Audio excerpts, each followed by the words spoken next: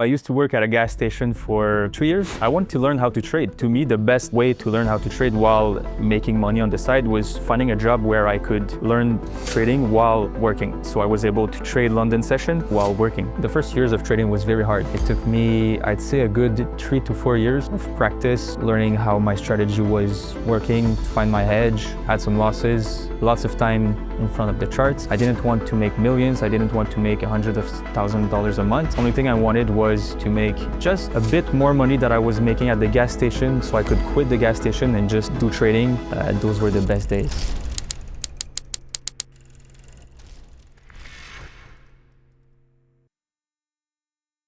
I grew up in Montreal.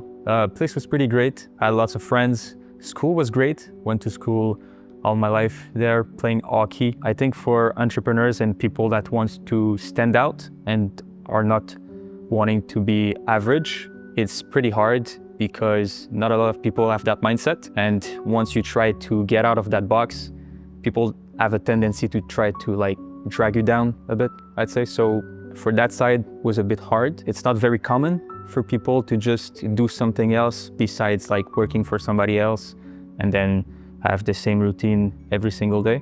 So when they see someone trying to do better, they have maybe a bit of jealousy, so they don't want you to succeed more than them. Let's say in Dubai right now, lots of people want to see you win. Everybody helps each other. But in Montreal, it's just not that thing. They don't do that. So I played ice hockey for 20 years. So basically all my life. I'm 25 now. And yeah, at first I was aiming to go pro, I think like everyone else. Once junior ends, when you're 20 years old, you have two choices. Once you either give up or you try to go pro somewhere else. I was not the best, I was good, but unfortunately, maybe I didn't like the sport as much as maybe I liked trading to pursue. So I decided that it wasn't worth making maybe a 100K a year in a sub-tier league. So I preferred to just take my time to something else, which was trading. I used to work at a gas station for 3 years, I think. I was working night shift because I wanted to learn how to trade. And to me, the best way to learn how to trade while making money on the side was finding a job where I could learn trading while working. So working overnight shift at the gas station, there wasn't that much clients overnight. So I was able to trade London session while working. So I was getting paid to learn how to trade, which was pretty great. When I was in school, at 15 years old, I'd say, I was running across this same house every morning on my school bus, and this guy had some crazy cars. He had Huracans, Audi RS7s, and I was like, man, what can this kid do for life? Because I saw him once in his car, he was 20 years old. That was it. I was like, okay. And then continued for my life. And then I'd say 2 to 3 years later, I came across his Instagram page and I found out he was day trading. So I then decided to hey, he's probably making some good money. Why not try it myself? So I decided to try to learn some ways on the internet to see how day trading works. You probably don't even know it, but it was the reason I started trading, yeah. The first years of trading was very hard. It took me, I'd say, a good 3 to 4 years of practice and learning how my strategy was working, find my hedge, had some losses, lots of time in front of the charts. But it was all worth it, man. I learned trading from Sébastien Dubois. He's a French trader who used to live in the UK. The basics of this strategy are very similar to mine that I use right now.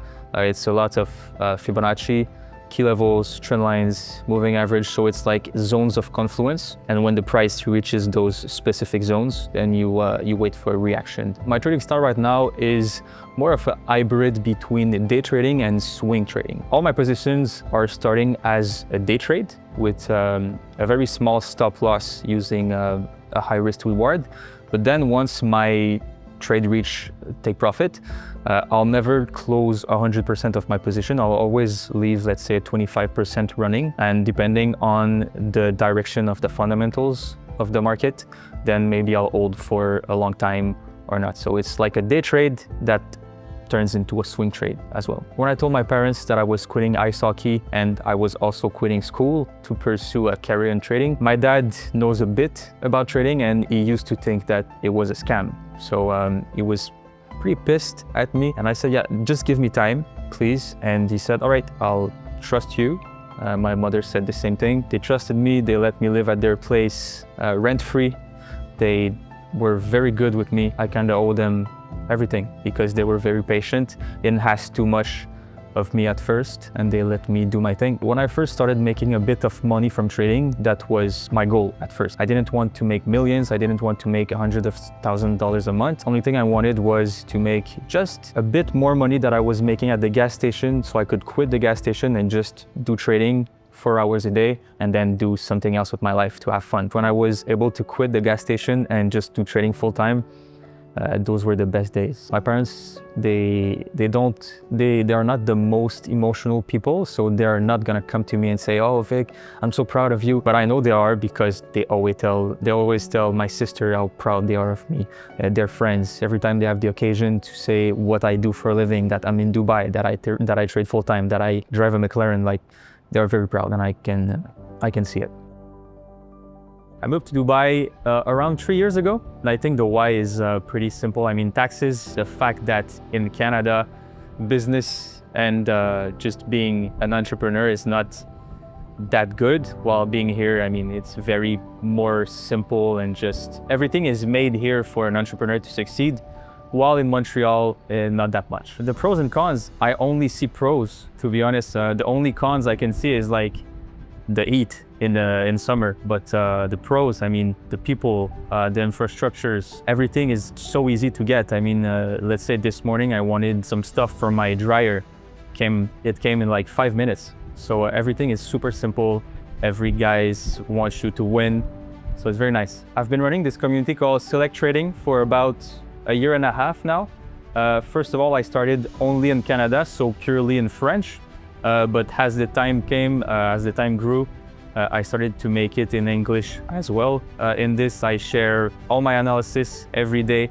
I teach people and help them become good traders. I think being a full-time trader for a couple of years now, it gets pretty lonely to be trading in your room every day, 4 hours a day. So trading with people that also trade the same strategy as you is pretty nice, to just talk to people every single day. It feels very good to see people succeed because of you.